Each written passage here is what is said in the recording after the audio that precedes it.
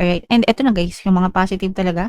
Unang-una, this is the energy of swerte. Mga kapiksi, swerte kayo sa pera. This is abundance of money, wealth, and riches. Parang feeling ko yung iba sa inyo maaaring maka-jackpot guys ngayong buwan ng July. And yung jackpot na yun guys, hindi yung mga jackpot sa loto or jackpot sa sugal or whatever. It's a form of jackpot, no? Pero hindi lang yan. Ibig sabihin nito, pwede kang maka-jackpot ng magandang trabaho, maka-jackpot ng magandang kontrata, maka-jackpot ng malalaking sales, malalaking kliyente, magagandang offer. Yun yung ibig sabihin ng jackpot, okay?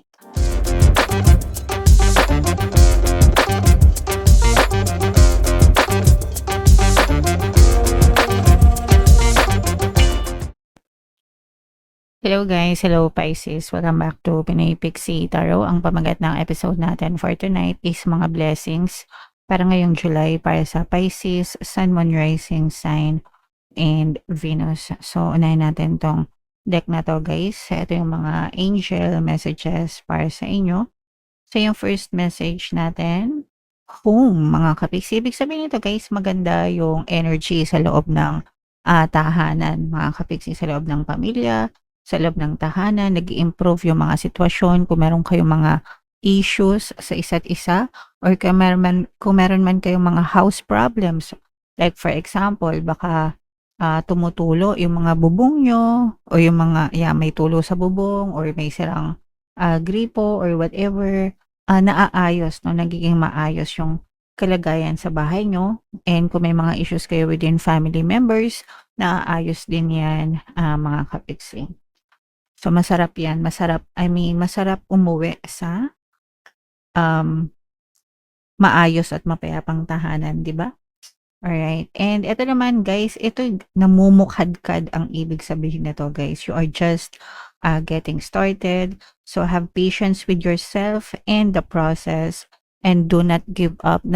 Namumukhadkad pa lang kayo, nagsisimula pa lang kayo sa journey nyo, sa paglalakbay nyo sa buhay. Ibig sabihin, malayo pa yung pwede nyong marating, mataas pa yung pwede nyong maabot sa buhay nyo, guys. So, wag na wag kayong susuko.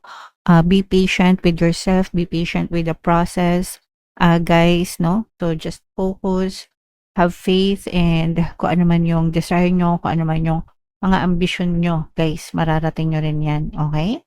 Alright, and another message for you, Pisces, is eto guys, is pagkakaroon ng sacred space sa bahay. Pero hindi lahat kasi, no, hindi naman lahat ng bahay natin is may tamang space para sa pag-create ng altar, mga kapiksi. So kung walang space, it's okay. Kahit sa loob nyo lang ng kwarto nyo, magkaroon kayo ng time, dedicated time para sa pagdadasal, mga kapiksi. If you can spend like 2 to 3 hours, 5 hours, 6 hours, scroll, di ba?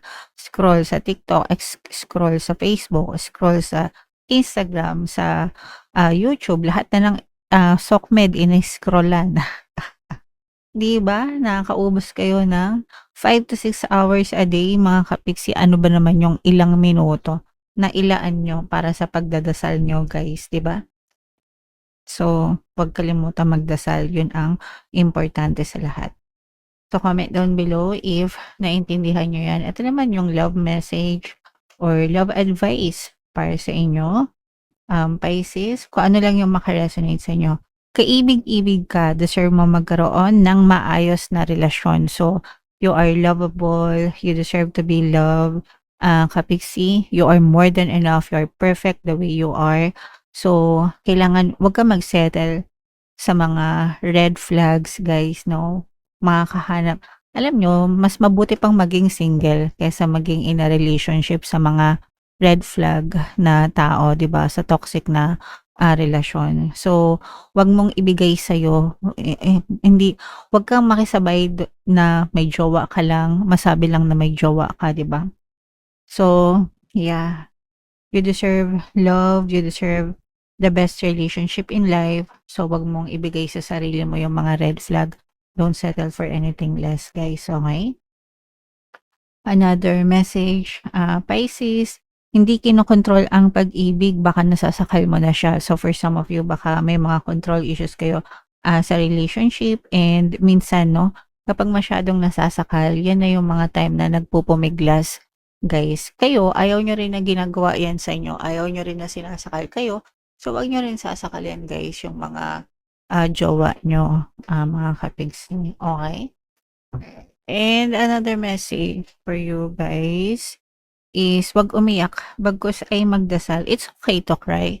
We have emotions. The reason why we cry is because we're human beings and we have emotions.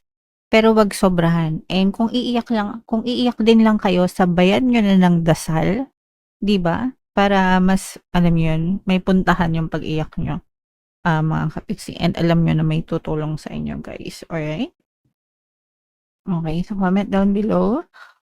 Pisces, if naka-resonate kayo dyan, so shuffle natin to, hanapin natin yung energy ng Pisces at saka yung energy ng blessings. Habang sinashuffle ko to guys, panoorin nyo muna yung video natin regarding sa ating paano mag-manifest ng abundance video course.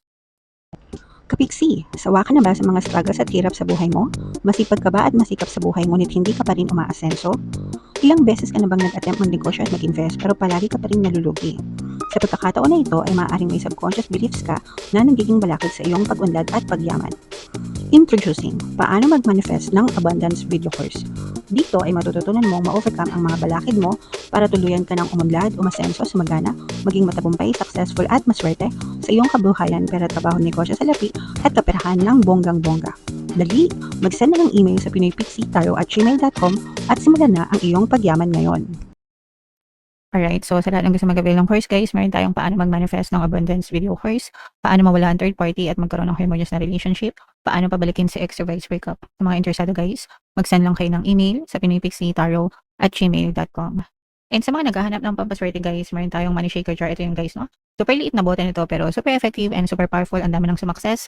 At saka ito guys, kung gusto nyo rin sumakses, mag-avail na kayo. Ito yung ating WhatsApp number. Chat nyo lang ako dyan guys. So, Pisces, kayo ay na-represent ng Queen of Cups. This is both positive and negative. Yung mga negative guys, yun yung mga possible na balakid sa mga blessings nyo o kaya naman mga negative circumstances. And then yung positive, yan yung mga potential blessings nyo. Unahin na natin yung sa negative. Ito guys, maaari kayong magkaroon ng conflict, no? Sa ibang tao. This is more of like parang competition, mga kapiksi. And yung competition guys, it's not necessarily bad kasi bahagi na yan ng society, bahagi na yan ng buhay natin. Bago tayo pinanganak pa guys, may competition na. And yung example niyan guys, sa eskwelahan natin, di ba? Kapag alam mo yung sagot, magtataas ka ng kamay, unahan kayo ng mga kaklase mo, that's already a sign of competition. And ang purpose nito guys is hindi yung hilahin nyo pababa yung ibang tao, kundi you become a better version of yourself. Okay?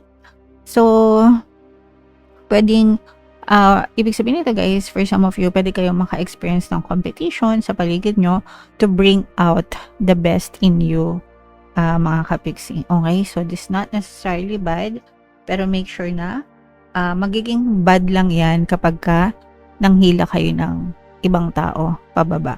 Okay? Alright. So, yan yung nakikita natin sa, hindi naman siya negative. Actually, positive nga siya para sa akin. Okay? Alright. And eto na guys, yung mga positive talaga. Unang-una, this is the energy of swerte. Mga kapiksi, swerte kayo sa pera. This is abundance of money, wealth, and riches. Parang feeling ko yung iba sa inyo maaaring maka-jackpot guys ngayong buwan ng July. And yung jackpot na yun guys, hindi yan mga jackpot sa loto or jackpot sa sugal or whatever. It's a form of jackpot, no? Pero hindi lang yan. Ibig sabihin nito, pwede kang maka-jackpot ng magandang trabaho, maka-jackpot ng magandang kontrata, maka-jackpot ng malalaking sales, malalaking kliyente, magagandang offer. Yun yung ibig sabihin ng jackpot, okay? So, wag nyong ilimit pag sinabing jackpot, loto, sugal, hindi ganun. Hindi lang siya sa ganun. Although it's another form of jackpot. Pero suswertehin kayo guys, yung iba sa inyo talaga makaka-jackpot ng bonggang-bongga. So, yan ay isa sa mga bahagi ng blessings nyo. Kaya, i-mind nyo na yan guys, no mind. Good luck, good fortune, jackpot, abundance of money, wealth, and riches. And for some of you guys, swerte rin kayo sa relationship, mga kapiksi. So, ito'y a very harmonious relationship. If you already have like a partner or sa specific person, maganda yung takbo ng relationship nyong dalawa, guys. Okay? Swerte rin yung mga may negosyo. Actually, guys, yung mga may business, kaya lalong nagpa-prosper yung business nyo kasi nag-e-enjoy kayo sa business nyo, no? Especially kung medyo bago-bago pa lang yung negosyo nyo, guys, talagang pinagbubuhusan nyo siya ng attention, yung passion nyo nandun, no? So, suswerte kayo ng bongga dyan sa mga negosyo nyo. And ito nga, di ba, yung sabi natin kanina, you're just getting started. Nagsisimula pa lang kayo, mga kapiksi, malaki pa yung potential na lalo pang swertehin kayo pagdating sa negosyo nyo. Unstoppable nga yung energy nyo, guys. No? Ibig sabihin, walang makakapigil sa paglago nyo, pag-asenso nyo, guys. And mas lalo pang magiging matibay ang inyong pamumuhay. So, you are so blessed, Pisces. Okay? Alright, grabe yung blessings nyo. Ito, guys, pwedeng may mga blessings in disguise din, no? For some of you. Pwedeng may mga alisin as universe sa buhay nyo. And yung mga inaalis na universe sa nyo, guys, huwag kayong mag-alala kasi may mga paparating sa inyo na something better and something na deserve nyo talaga sa buhay nyo. So, yung iba sa inyo, guys, medyo makaka-experience kayo ng konting sadness, loneliness, kapag may nawala sa inyo ngayong buwan na to. Pero again, no, nagkakaroon dito ng divine intervention, mga kapiksi, inaalis ni universe yung mga hindi para sa'yo and ibibigay niya yung mga para sa'yo na talagang deserve nyo, guys. Okay? And yung iba sa inyo, guys, sulit yung pag-iipon nyo. Yung iba sa inyo excuse me. Yung iba sa inyo, if you are saving money, kung nagsisave kayo, nag-i-invest kayo, nakikita nyo na, guys, yung mga returns, no?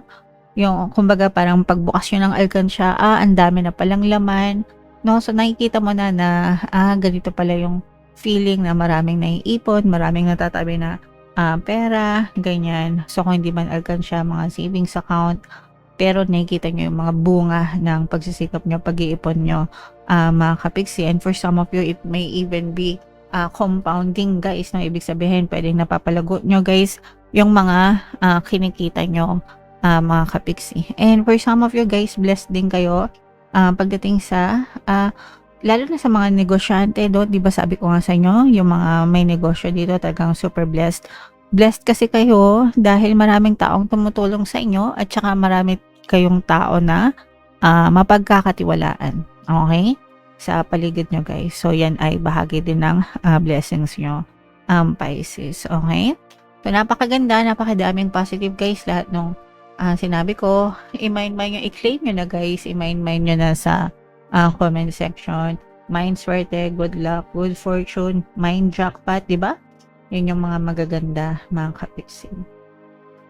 Ayan, no? So, ito'y additional message, guys. Ito'y manifest, mga kapiksi. So, just focus, guys, pagdating sa manifestation. Palagi kong sinasabi sa inyo, you can be, do, and have anything that you want in your physical reality. Kahit ano, pwedeng nyong i-manifest, guys, as long as naka-focus kayo.